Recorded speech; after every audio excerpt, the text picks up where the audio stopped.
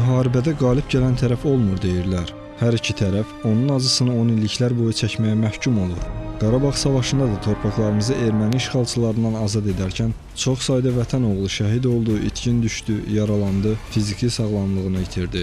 Lakin döyüşçülərin əksəriyyəti aldıqları xəsarətə baxmayaraq istənilən vaxt torpaqlarımızın müdafiəsinə və işğal altındakı ərazilərimizin azad olunması üçün müqəddəs savaşa hazırdılar. Onlardan biri də Qarabağ qazisi Nofəl Sabitoğlu Həsənlidir. Heç olmasa bu 4 il 6 ayda mən o döyüş yolunu keçmişəm, mən bilirəm ki, nədir, nə deyil. 1 milyon faiz canımın bahasına olsa da, bəli, mən də gedəcəm, özü də qabaqda. Nofəl Həsənli 1974-cü il mayın 30-da Bərdə rayonunun Yenidaş kəndində anadan olub. Erməni qəsbkarlarının torpaq iddiaları müharibə vəziyyətinə çatdığı üçün Azərbaycanın vətənpərvər oğulları könüllü şəkildə cəbhəyə üst tuturdular. Nofəl 1992-ci ildə Milli Ordu sıralarına çağırılır. O, Lənkəran briqadasına göndərilir. 25 günlük hərbi təlimlərdən sonra Nofəl Həsənlini Lənkəran batalyonunun tərkibində birbaşa döyüş bölgəsinə aparırlar. Onun ilk döyüşləri 1992-ci ilin sentyabrında Laçın, Qubadlı, Füzuli və Cəbrayıl istiqamətində keçir. 1992-ci ilin oktyabrında batalyonlar Laçın istiqamətinə göndərilir. 92-ci ilin noyabr ayının 14-də biz Laçında olmuşuq. Çox güclü döyüşlərimiz olub. Sarıbaba deyilən yeri var. Ən böyük yüksəliş oradadır, Şuşa qolunda, Dəhliz qolunda. Deməli, 3 dənə, 4 dənə biz orada ermənilərdən kəndi almışıq. Nədir, arxa yol bağlanmasın. Taxtazavod deyilən yer var, ağzı geri Ağdərə yoluna sarı. Elə bil o yolu biz o kəndləri aldıq ki, o yol bağlı qalmasın. Çünki bağlı qalanda qabaq heç ara gedə bilmirdi. Ən güclü döyüşlərimiz Sarıbabada olub. Sarıbabada Aknazar kəndi var. Həmin yüksəklik 15 gün ərzində mərd oğullar tərəfindən rəşadətlə qorunur.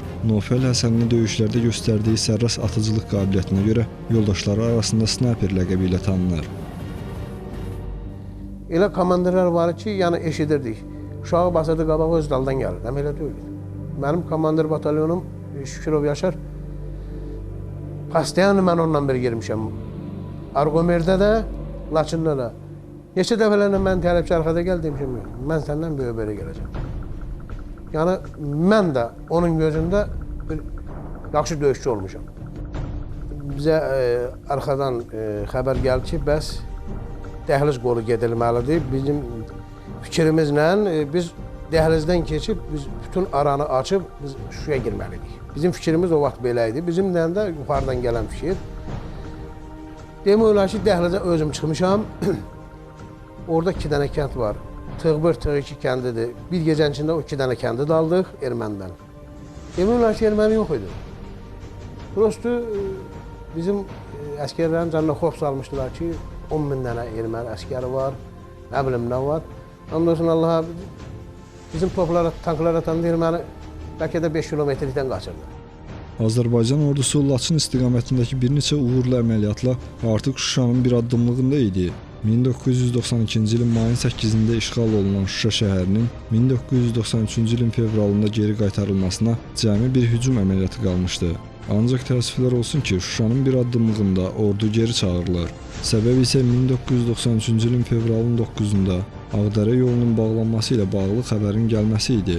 Döyüşən dəstələr geri qaytarılaraq həmin istiqamətə yeridilir.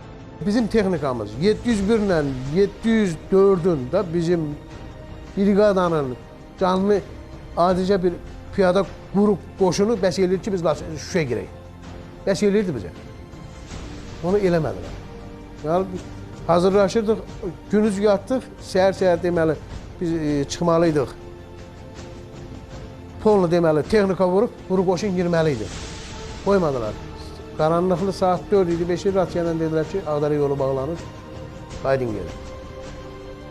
Bir batalyon, dedilər ki, texnikalıq yer deyil. Ancaq orada quru pexota işləməlidir, dağdır. Gəldik Ağdərəyə, Argomer kəndinə. Yəni, biz Ağdərəyə qaydanda fakt eləydi, Ağdərə yolu bağlanırdı. Çıldırandan erməni enmişdi Qızılqayıya, oradan da düşürdü Ağdərə yoluna. Bu yüzden de Argomer'den duran bombla da erməni o yüzden beri vururdu. 1993-cü ilin fevralın 10-da döyüşçülərimiz artıq Ağdərənin Arqomer kəndinin sonuncu yüksəkliyini də ələ keçirmək üzrə idilər. Bu isə Ağdərə-Laçın-Kəlbəcər yolunun Azərbaycan tərəfinin tam nəzarətinə keçməsi ilə nəticələnəcəkdi. Nofel həmin istiqamətdə gedən döyüşlər zamanı 1993-cü ilin fevralın 11-də snayper gülləsindən yaralanır. Saat 7 idi.